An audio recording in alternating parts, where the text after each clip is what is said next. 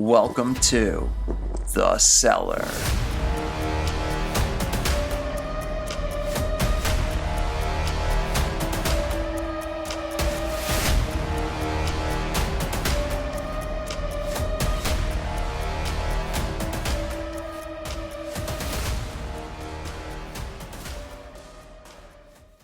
Welcome to another collection of horrible fates.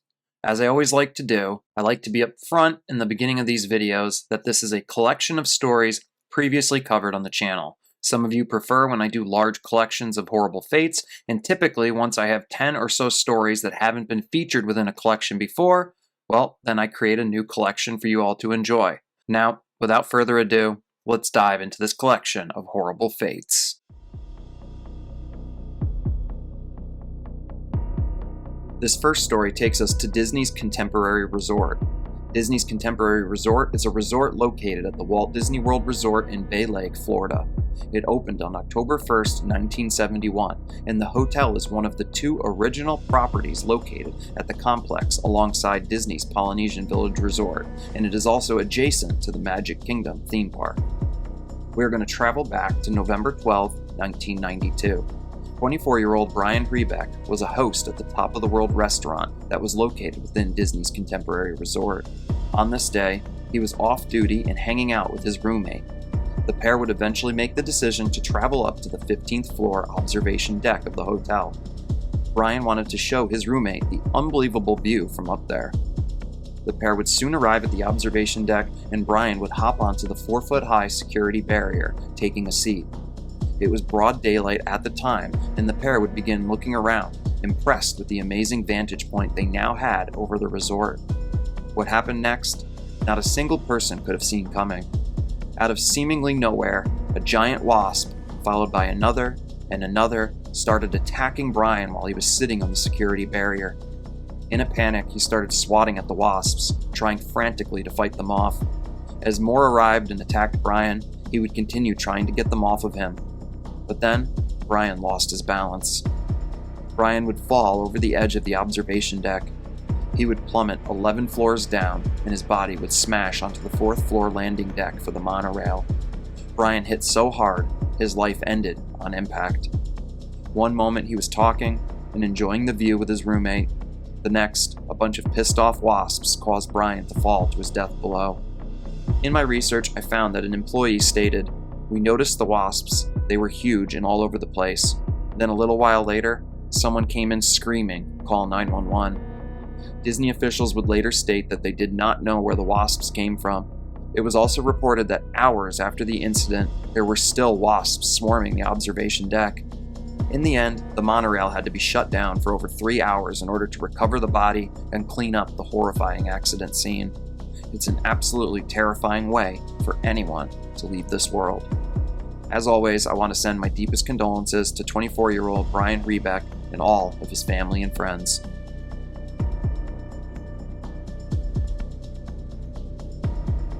William Pollock was a 37-year-old man from St. Petersburg, Florida. St. Petersburg is a city on Florida's Gulf Coast. The city is a part of the Tampa Bay area and is known for its beautiful weather. I've been to St. Petersburg myself, and it's a beautiful city to walk through and enjoy the many sights. The city has rightfully earned itself the nickname the Sunshine City and has become very popular for those looking to golf, boat, fish, and enjoy the beaches. It was November 5th, 2000. William Pollock was visiting the Walt Disney World Resort in Orlando, Florida with a friend of his at the time. As early afternoon approached, the pair would make the decision to get in line for the Splash Mountain log ride. Splash Mountain is a log flume ride that originally opened in Disneyland in July of 1989. The attraction is based on the animated sequence of Disney's 1946 film, Song of the South. The ride experience begins with an outdoor float-through that leads to an indoor dark ride segment. A dark ride is an indoor amusement ride on which passengers aboard guided vehicles travel through specially lit scenes that typically contain animation, sound, music, and special effects. The Splash Mountain ride included animatronics and effects from the Disney film, Song of the South. Following the initial indoor dark ride portion of the journey, the log boats would then venture to a climactic steep drop, which is then followed by an indoor finale. The drop is 52.5 feet or 16 meters. The Disneyland and Magic Kingdom versions of the ride both closed in 2023, but you can still find one version of the ride active in Disneyland Tokyo. The ride can vary in length, ranging from an 8-minute journey to upwards of 12 minutes, all dependent on various factors. William and his friend waited patiently in line until it was their turn to board the log-shaped boats. Both friends sat down in the boat, and soon the ride would begin. As the log boat moved forward along its predetermined course, William would immediately start to feel extremely ill. William leaned over to his friend in the adjacent boat and told him that he didn't think he could continue the journey. The problem was, the ride was already in full motion. There was simply no way to stop the momentum of the ride. As the ride carried on, the boats would eventually come to a halt. William would see this as an opportunity to exit the ride, and he did just that, climbing out and standing on the side of the canal next to the animatronics. William began looking around, trying to figure out where he'd be able to escape. Before anyone could say or do anything, William stated to the other passengers around him that he was going to try and cross here. The ride was still stopped, so William figured he could climb across one of the boats in order to get to the other side of the canal where there was an emergency exit. As William placed his foot on the boat and began his crossing, the ride would begin to push forward. This caused William to lose his balance. William would crash into the water. Before he could even gather his bearings, the next boat in line would smack into William, forcing him against the wall of the canalway. From reports gathered by witnesses on that day, it was an absolutely gut-wrenching scene. The boat would crush William against the canal wall, and as the boats continued to try and move forward, he would become more and more wedged in. Eventually, he would slip to the side of one of the boats, still being crushed tightly between the boat and the canalway wall. As this all transpired, the passengers would begin screaming for help. A panic overtook all those within the vicinity of where William was being crushed right before their eyes. A person who was on the boat that was crushing William would later speak out about how the boats behind her kept running into the back of her boat. Every time this happened, it caused William to become wedged even tighter between the boat and the wall. Eventually, Disney officials were made aware that something horrible had gone wrong on the ride. They would immediately engage the emergency stop, shutting down the ride and evacuating all those on it.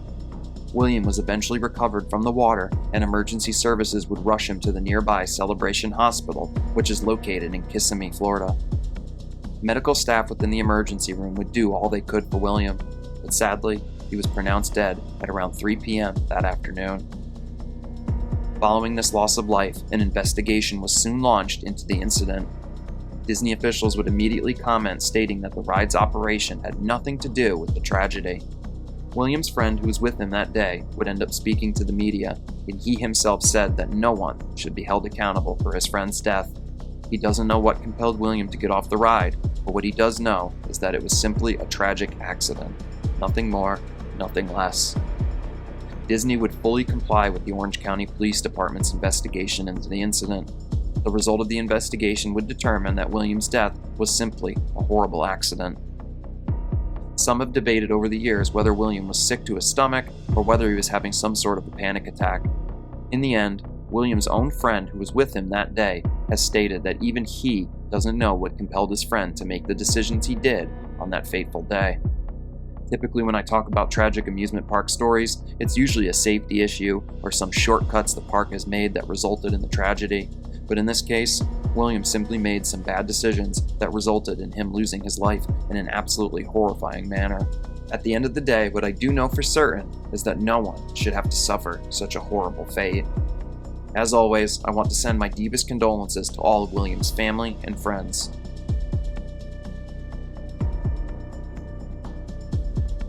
Cristina Morena was a 23-year-old woman who lived in Barcelona, Spain. Barcelona is a city on the northeastern coast of Spain. It is the capital and largest city of the autonomous community of Catalonia, as well as the second most populous municipality of Spain. Barcelona has a population of 1.6 million residents within its city limits. It was June of 2000. Cristina and her new husband were excited as they boarded a plane and traveled to California to spend their honeymoon. One spot they were most excited to visit on their trip was the Disneyland theme park. For more context, Disneyland is a theme park at the Disneyland Resort, which is located in Anaheim, California. It was the first theme park opened by the Walt Disney Company, It was also the only theme park that was designed and constructed under the direct supervision of the great Walt Disney himself.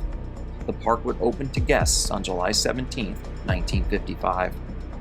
Christina and her husband had always wanted to visit the Disneyland theme park, and on June 25th of 2000, they did just that. From all reports, the couple's day at the park was going exactly as you would expect.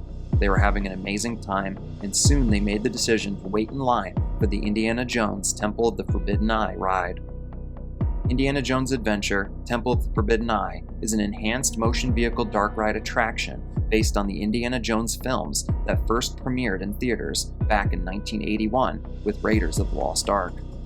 As I stated in the prior story, a dark ride is an indoor amusement ride on which passengers aboard guided vehicles travel through specially lit scenes that typically contain animation, sound, music, and special effects. Guests on the ride would accompany Indiana Jones on a quest through a dangerous lost temple. They would then board a military troop transport vehicle for a turbulent high-speed adventure. These transport vehicles would move at speeds upwards of 14 miles per hour, slowing and speeding up at different intervals in order to maintain a safe distance from the transport vehicle in front of them. With this safety precaution in place, sometimes the vehicles would slow to a crawl in order to allow another vehicle to gain distance. Then the vehicle would lurch back up to speed, taking off again. The idea was to create a thrilling ride through dark passages, transporting those riding it directly into the exciting world of Indiana Jones. The ride itself varied in length, ranging from 3 to 4 minutes to complete the journey. The ride would make its first premiere at Disneyland to invitation-only celebrities on March 3, 1995. It would then open to the general public on March 4th of 1995. After waiting in line for a little while, Christina and her husband were soon off on their Indiana Jones adventure. From what's been reported, nothing out of the ordinary took place on the couple's 4-minute adventure, but nonetheless, around a minute into the ride, Christina started to feel very ill. With the ride underway, there wasn't much else she could do but just do her best to push through. When the ride ended minutes later, Christina was not well. She had a pounding headache and was struggling to think clearly. With Christina not doing well, the couple decided to end their day at the park early, going back to their hotel so that Christina could relax. But as the day wore on, Christina's headache only got worse and she eventually lost consciousness. Christina's husband would soon rush her to the Cedars-Sinai Medical Center located in Los Angeles, California. Doctors would run tests on Christina, and they would soon discover that she had suffered a brain hemorrhage. A brain bleed, also known as a brain hemorrhage, refers to bleeding between the brain tissue and the skull or inside the brain tissue itself. This is a life-threatening condition that requires immediate medical attention. Christina would spend time in the hospital and was soon transported by an air ambulance back to her country of Spain. From what's been reported, Christina would never regain consciousness. Her family would stay by her side for 2 months before she tragically passed away in September of 2000. Around a year after her death, Christina's family would file a wrongful death lawsuit against Disney. At the time, Disney had no idea that Christina had died after riding one of their rides, at least not until they received the wrongful death lawsuit. Disney would immediately put out a statement that safety always has and always will be their top priority. Within the lawsuit, the family made claims that Disney had pushed the envelope with this particular ride and that the nature of the sudden starting and stopping and jerking around within the vehicle had caused Christina to suffer an aneurysm. In the end, Disney would end up settling out of court just as pretrial motions had been scheduled for the case. It is unknown how much Disney settled for as the agreement is confidential, but I have to imagine it was a decent chunk of money, as Christina's family had reported that they ran up more than $1.3 million in medical expenses in Spain prior to her passing. In the end, Christina was a young woman who had just gotten married and was on her honeymoon, expecting it to be the time of her life. It's heartbreaking to know that she went on this ride, lost consciousness after, and never regained it. It must have been a crushing time for her husband and her entire family, an event they never truly could have ever seen coming. When I cover stories like this, my intent isn't to scare people from enjoying themselves. It's more to inform and make everyone aware of the dangers that could be lurking within any amusement park across the world. I want to once again send my deepest condolences to Christina's husband, as well as all her family and friends.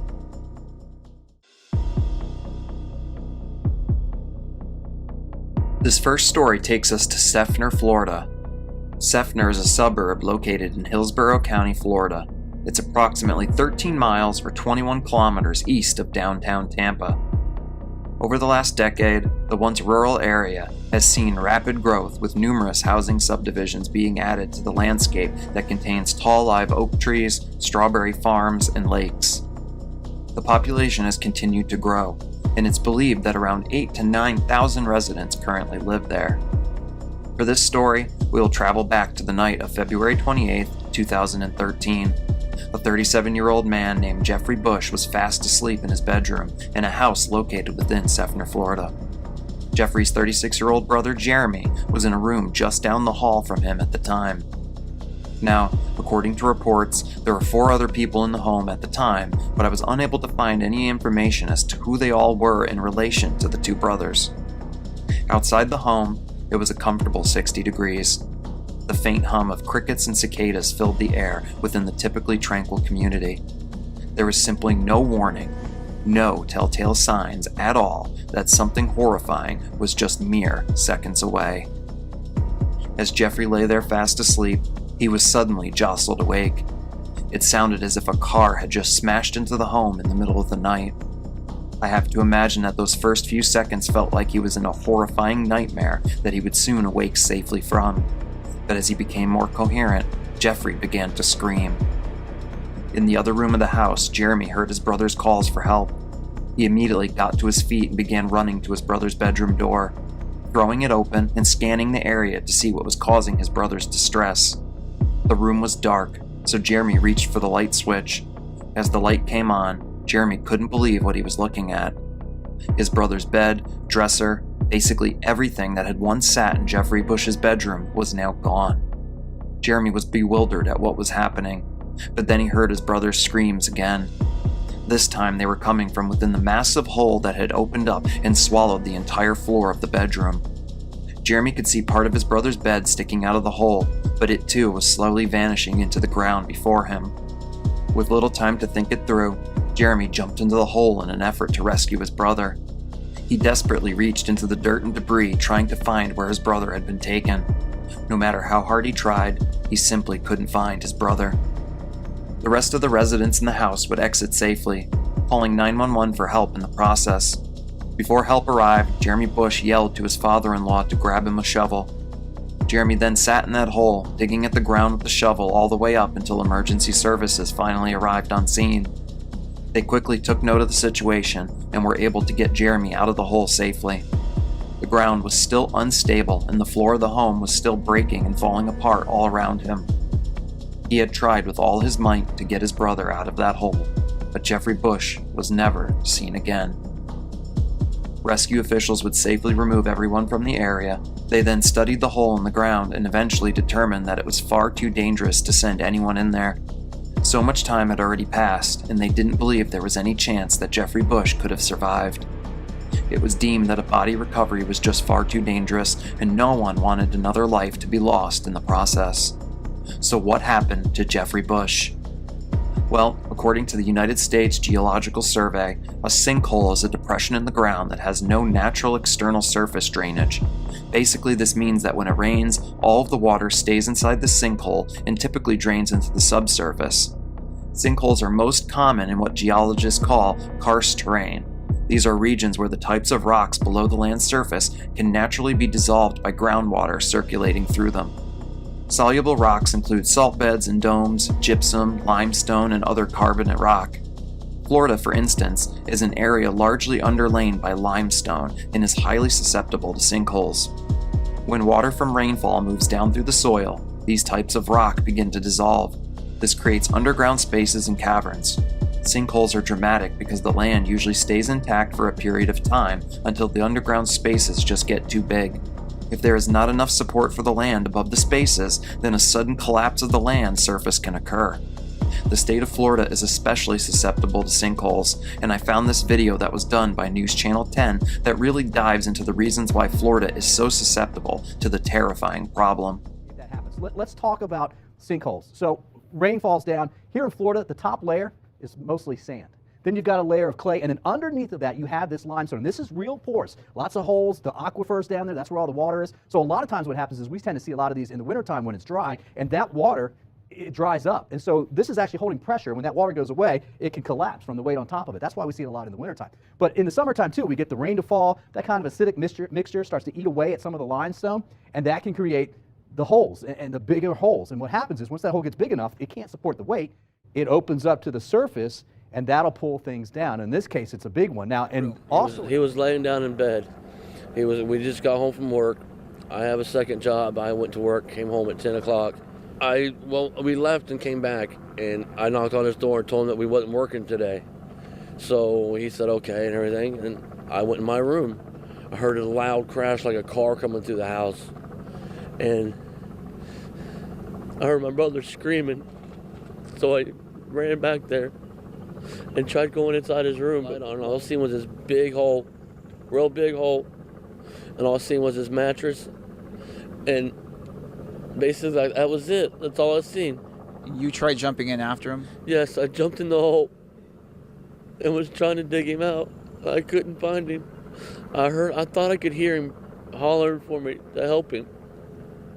And I told my father-in-law to grab a shovel so I could start digging, and I just started digging and started digging and started digging, and then the cops showed up and pulled me out of the hole and told me the floor was still falling in.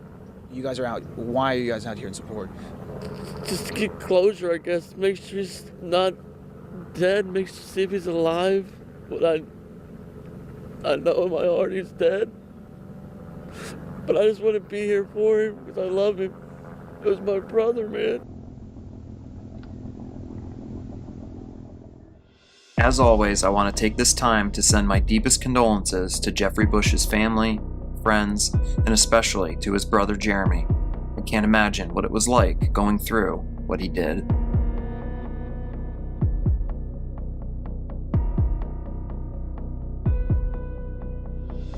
Daniel Hill was a 54-year-old man from South Lyon, Michigan. South Lyon is a city located in Oakland County, Michigan. Its overall population is around 11,000 to 12,000 residents. The city itself takes up a total area of 3.74 square miles, providing those that live there with a small town living while also having the convenience of nearby interstate highways, major metropolitan areas, and international airports. Daniel had spent the last 2 years of his life working at Michigan Seamless Tube. The company's 344,000 square foot facility is located within South Lyon, Michigan, about an hour northwest of the city of Detroit. According to the company's website, they manufacture boiler tube, mechanical tube, and carbon and alloy pressure pipes.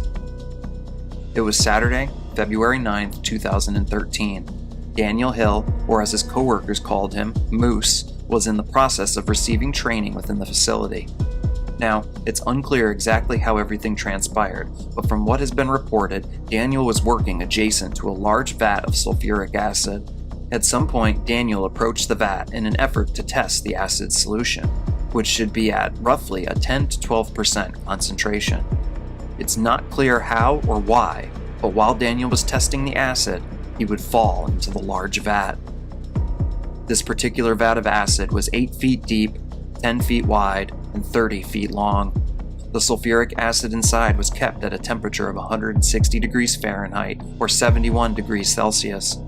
Sulfuric acid in concentrations between 10% and 90% is known to be especially corrosive, and this acid was at around 12%. According to my research, the company used the sulfuric acid solution to strengthen pipes they manufactured. At around 12:15 that afternoon, fellow co-workers of Daniel would find him hanging onto the edge of the vat.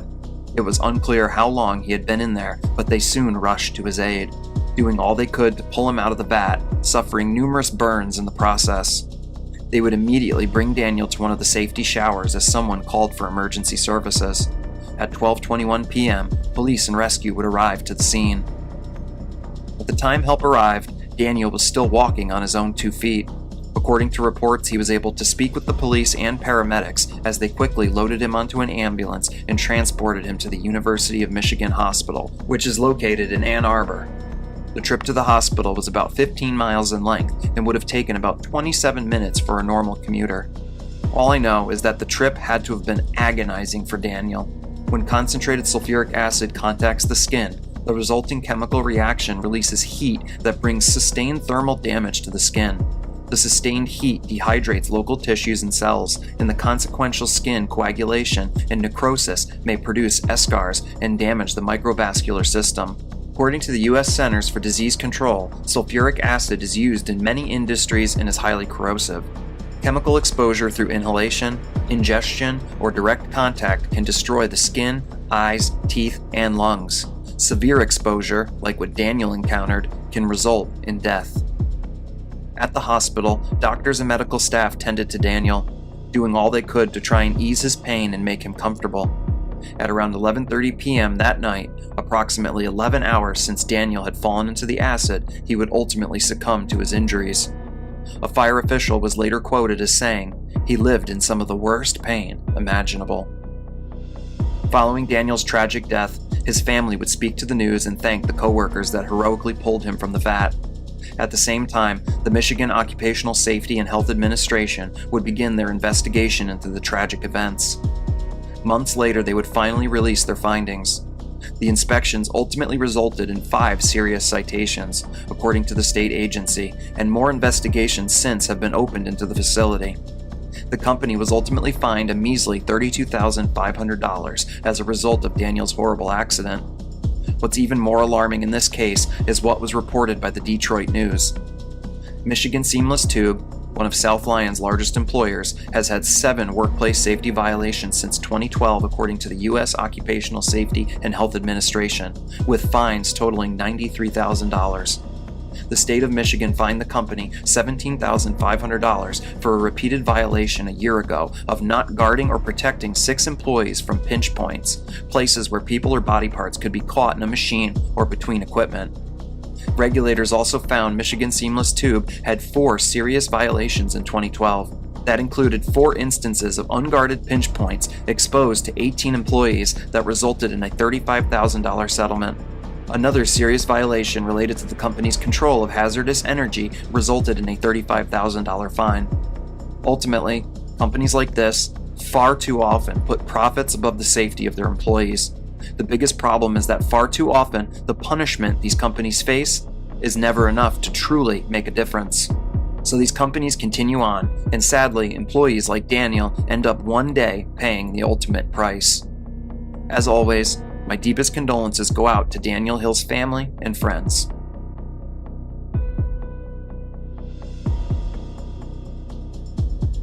It was October 20th, 2017. Natalia Nemetz was a 36-year-old woman that lived in Belgorod Oblast. Belgorod Oblast is a federal subject of Russia. Its administrative center is the city of Belgorod. As of 2021, the population is listed at around 1.5 million residents. To provide some further context, the federal subjects of Russia, also referred to as the subjects of the Russian Federation, are the constituent entities of Russia, its top-level political divisions. According to the Constitution of Russia, the Federation consists of republics, krais, oblasts, cities of federal importance, an autonomous oblast, and autonomous okrugs, all of which are equal subjects of the Federation. To try and put it as simply as I can, the subjects of the Russian Federation are the main administrative divisions within Russia. Since March 18, 2014, Russia is made up of 85 federal subjects, and they are grouped into 8 federal districts. Natalia worked hard to provide for her son. She was currently employed at the Slavyanka Confectionery Factory. The Slavyanka Confectionery Factory is located in Stary Oskol in the Belgorod region of Russia. Stary Oskol is a city that is located 618 kilometers or 384 miles south of Moscow along the Oskol River. It has a population of around 221,000 residents. The confectionery factory provides numerous jobs to the overall residents of Stary Oskol. It is well known for making a wide variety of sweets and confectionery products. The factory has numerous large industrial mixers and tanks located within the facility. It was a normal workday for Natalia. As she clocked in and got to work, she was eventually given the assignment of cleaning a large mixer that is used for caramel production. As Natalia approached the mixer, she would begin cleaning it like she had done numerous times prior. Now, it's unclear exactly how everything unfolded, but at some point, something horrible happened. Natalia would end up falling into the tank. It's not clear how she fell in, But shortly after she did, the machine started pumping molten hot caramel into the tank. Sometime later, Natalia's coworkers realized she was missing. They began to look for her, and what they found horrified them. Within the caramel mixer, they found only the legs of Natalia sticking out. It was clear right away that there was nothing anyone could do for the woman. She had boiled alive in the sticky hot sweet liquid. Not a soul in the factory had heard her make any noise. To make the situation even more horrifying, the tank that Natalia was in was fitted with blades that were used to continuously mix the caramel around. Eventually, the tank was drained of the caramel, and Natalia's body was removed. According to reports, the factory management tried to cover up the horrifying accident, with numerous employees at the factory having their jobs threatened if they were to speak out about what had occurred. Eventually, though, a local newspaper did pick up the story, and an investigation was eventually launched into the incident. According to reports, investigators are currently considering two possibilities as to what transpired. Either Natalia fainted and fell as a result of the room's high air temperature, or she simply stumbled into the tank accidentally. What's further alarming is that there were reports that this was the third death within the factory in 2017. I could not find any details about the two other deaths, but this highlights a real need for the factory to make changes to their safety regulations. There appears to be serious negligence going on, and the company attempting to cover things up doesn't help its overall case. At the end of the day, a young child lost his mother in a horrifying manner. I found it reported that Natalia's sister would end up taking her son Ivan and now appears to be caring for him. As I've stated numerous times in other stories I have covered, companies far too often put profits above the safety of their employees. Those getting rich at the top are never the ones that have to pay the ultimate price. My deepest condolences go out to Natalia's son Ivan, as well as all her family and friends.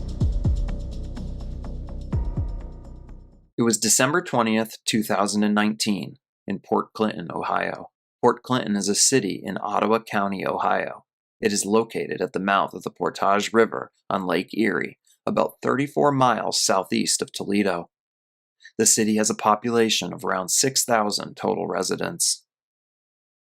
One of those residents, 14-year-old Harley Dilly, woke up early that morning and began getting ready for school. He had one more day of classes to attend before his Christmas break would begin. After getting dressed and throwing on his book bag, Harley would begin his walk to school. This walk was roughly 0.6 miles and would take Harley around 13 minutes to complete. As the first period bell went off at Port Clinton High School, students proceeded to their seats in whatever first period class they had that morning. But one student was missing. Harley Dilly never made it to school. Soon a search would be underway for the missing 14-year-old. This is the tragic story of Harley Dilly.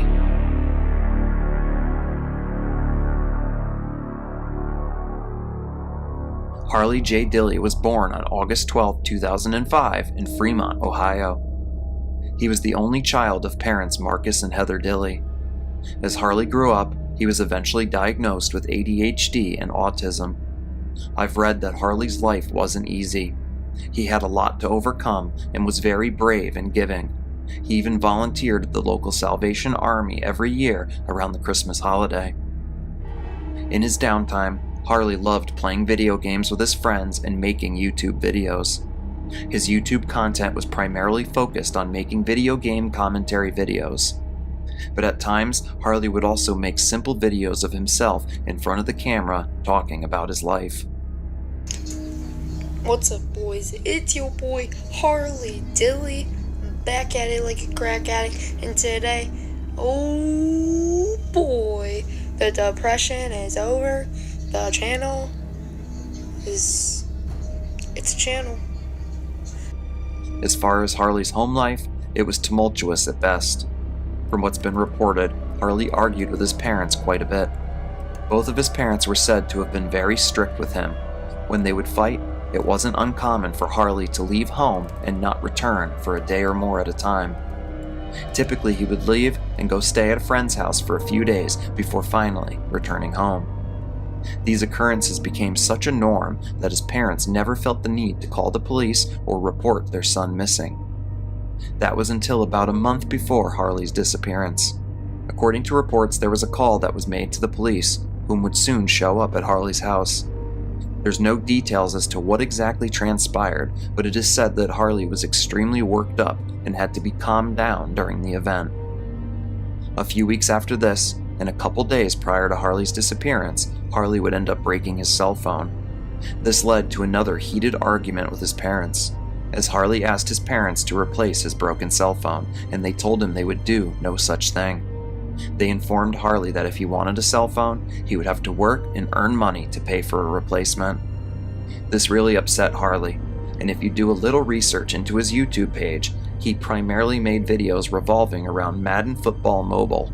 I have to imagine YouTube was an outlet for Harley, and not having a working cell phone would massively restrict him from being able to further make content on his channel. This is further corroborated by the fact that Harley's last upload to YouTube occurred on December 10th, only mere days before his cell phone broke. And that now takes us to December 20th, 2019. Harley woke up for his last day of school before Christmas break. For some reason, Harley absolutely did not want to go to school this morning. He would soon approach his mother, telling her that he wasn't feeling well and wanted to stay home. From what's been reported, Harley's mother would tell him that he needed to get his ass to school. Harley was frustrated, but went ahead and got dressed and proceeded to leave his house. He would begin his walk to school, but as we stated before, he would never arrive. As the day turned to night, Harley never came home. You would think at this point that Harley's parents would contact the police, but they didn't. They were under the impression that Harley had just run off to a friend's house again, so they never contacted law enforcement. In fact, Harley's parents would go out drinking with some friends of theirs the night of December 20th and again on the night of December 21st.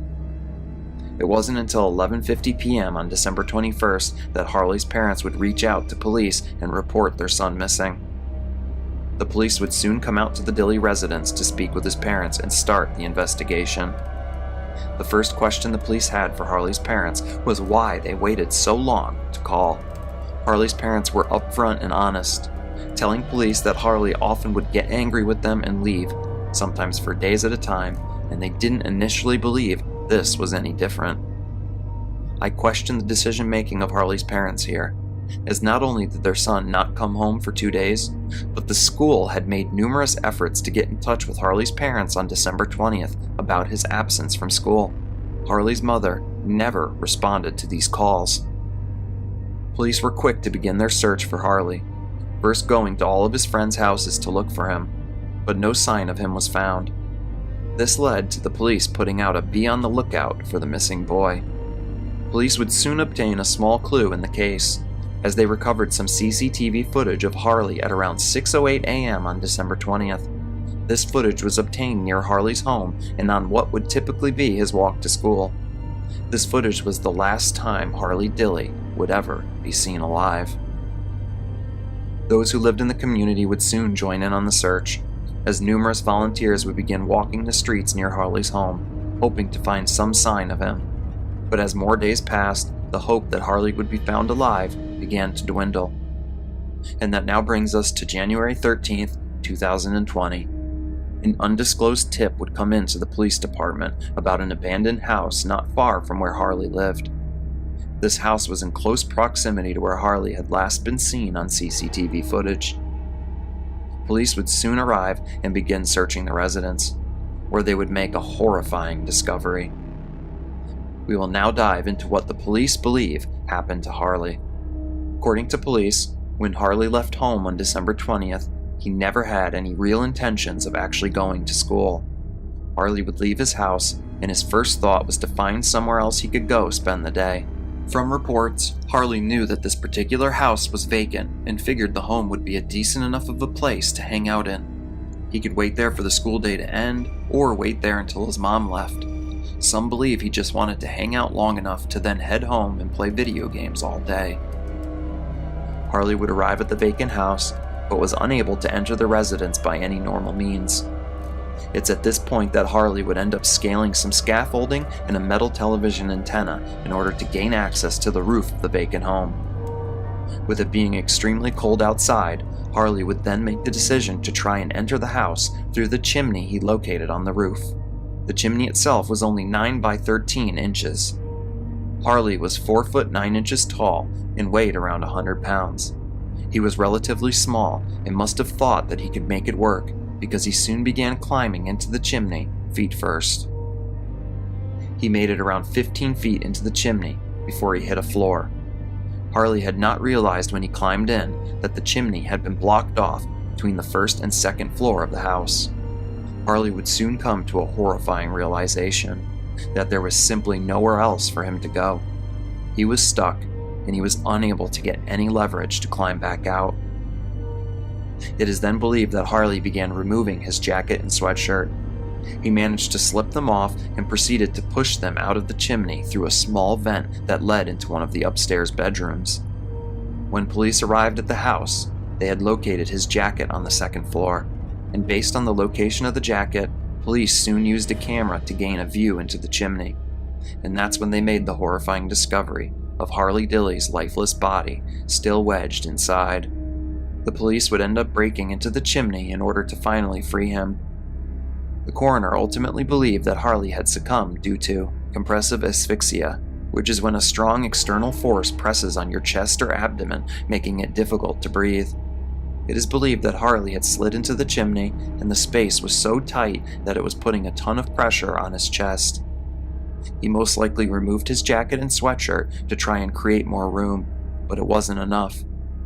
The coroner believes that Harley had passed on at some point that very first day he had gone missing. Following Harley's loss of life, the general public turned their anger and outrage towards Harley's parents, with a petition being started to urge police to press charges of negligence against Harley's parents. Many had questions about how bad Harley's home life must have been, as it's believed that Harley's parents had kicked him out numerous times over the years. I will say, from the outside looking in, it does look like Harley was ultimately failed by his parents at the end of the day. They should have taken his missing status more seriously, and maybe if they had been more supportive, then this tragedy could have been avoided.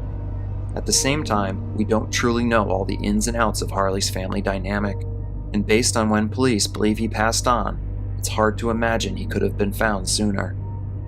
In the end, this is one of the most tragic cases I've ever covered on the channel. I have 2 young boys myself, and I couldn't imagine one of my kids suffering such a horrible end. So if you take anything away from this story, please go home today and hold your kids close and tell them you love them.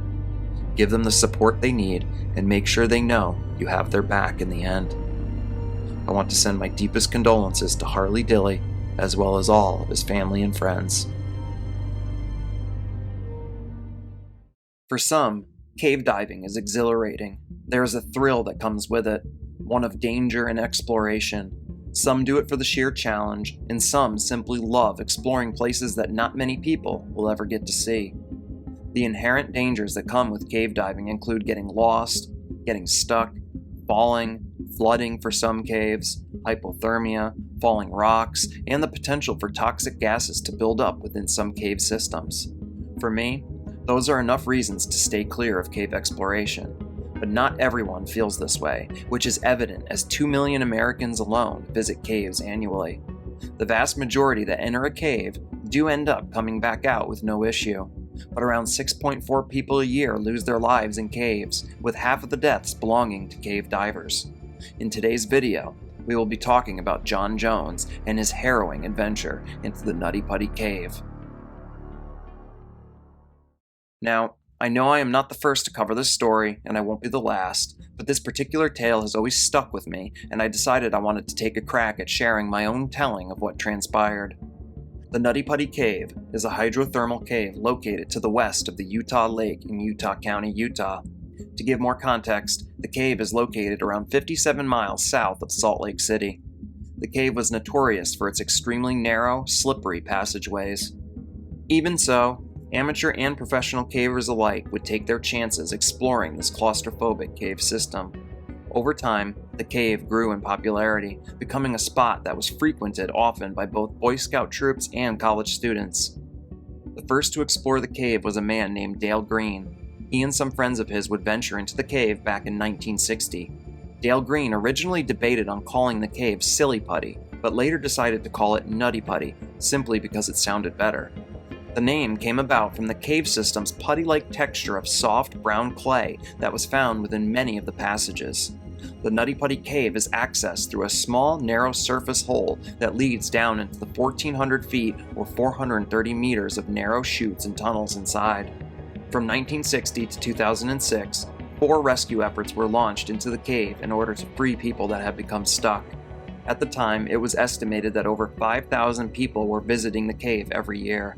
After the 4th rescue effort, the cave was eventually closed off to the public on May 24, 2006. Many of those entering the cave were failing to take any kind of safety precautions.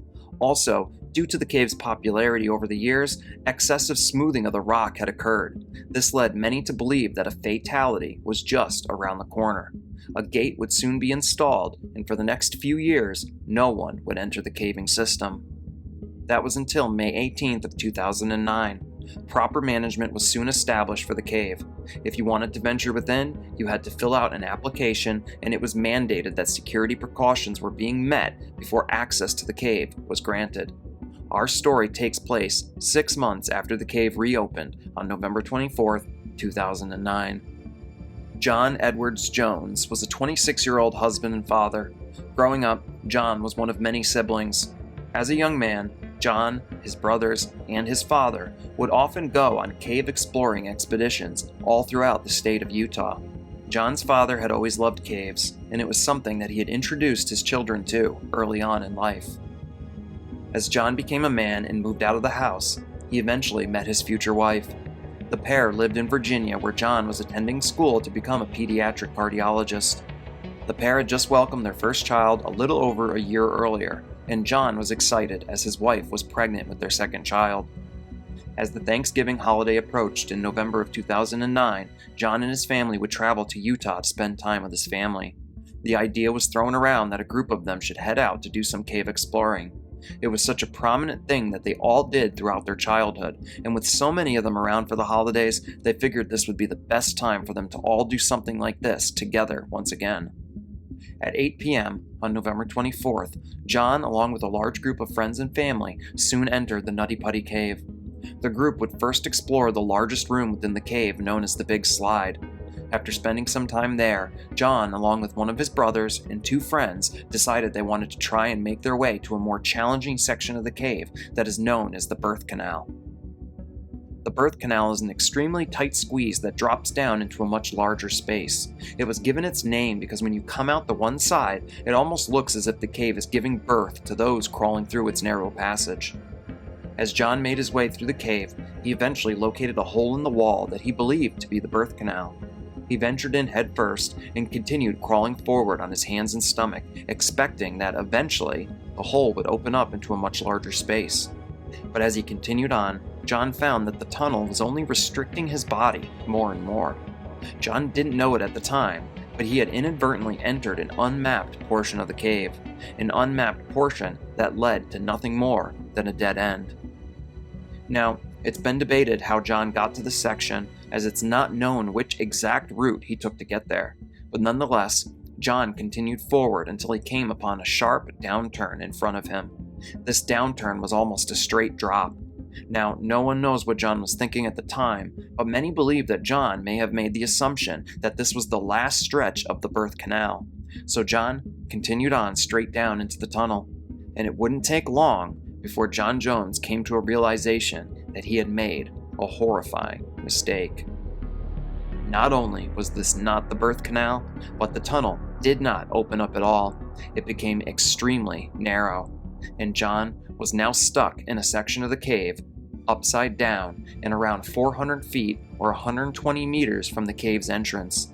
The space he was squeezed into was only 10 by 18 inches or 25 by 46 centimeters, leaving no room for him to backtrack his way out.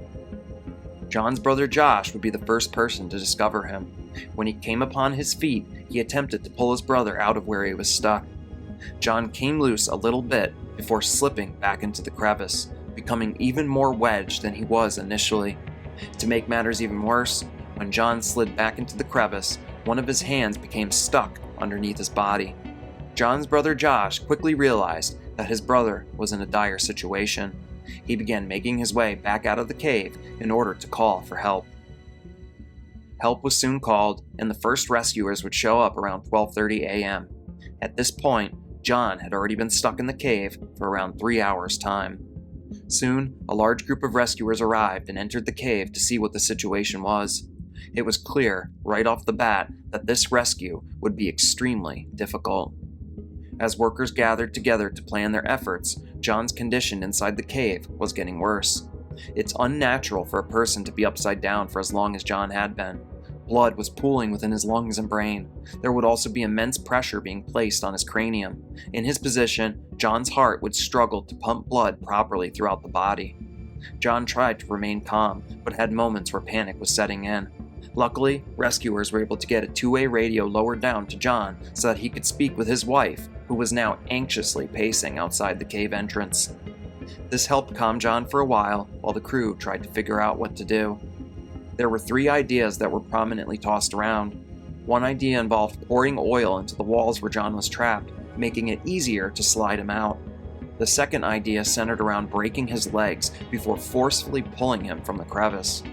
In the end, rescuers decided on trying a system of ropes and pulleys that would, in theory, hoist John from his position. By this point, John had been upside down for almost 20 hours.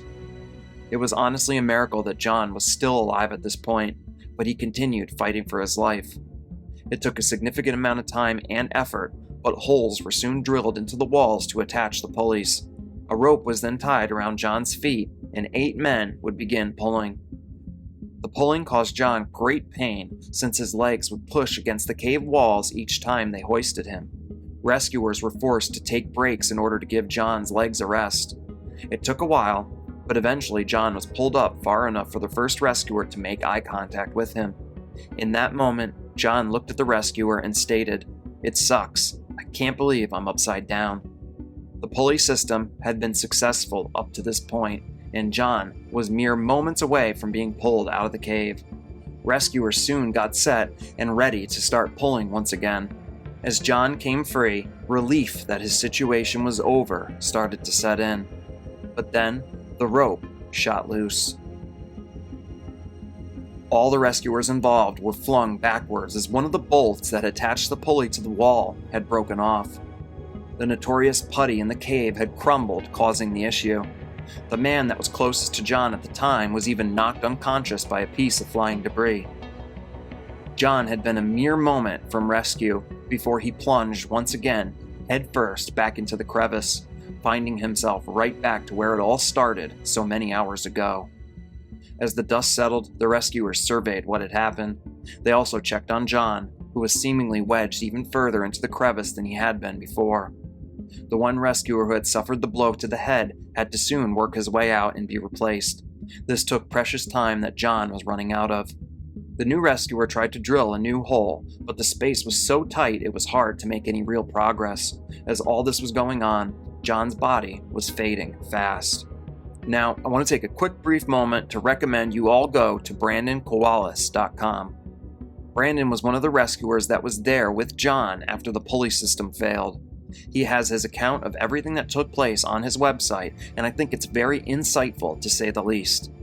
As the rescuers continued desperately to try and find a way to get the pulley system back up and going, it soon became apparent that time may have run out. John had stopped responding to the rescuers, and Brandon Kowalis would end up being the rescuer who checked on John's vitals. Brandon wasn't getting any sign of life out of John, and eventually, a smaller paramedic on scene was able to get to John's body. John Jones, after falling back into the crevice, had seemingly suffered cardiac arrest. He was pronounced deceased around 28 hours after first getting trapped within the cave. He was only 26 years old and left behind his pregnant wife and 1-year-old child.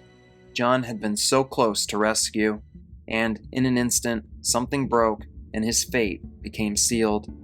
After John was deemed gone, rescuers further contemplated ways to get the body out of the cave, but in the end, it was deemed too dangerous to try and carry on.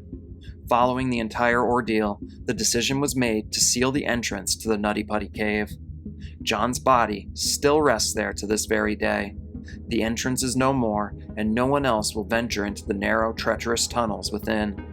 A memorial plaque has since been installed at the cave entrance to honor John. In the end, I can't think of many worse ways to leave this world. John Jones didn't deserve what he went through, but sometimes life isn't fair. For all those that are rescued from caves, there are still some that no matter how hard rescuers try, they don't ever get to see the sunlight again.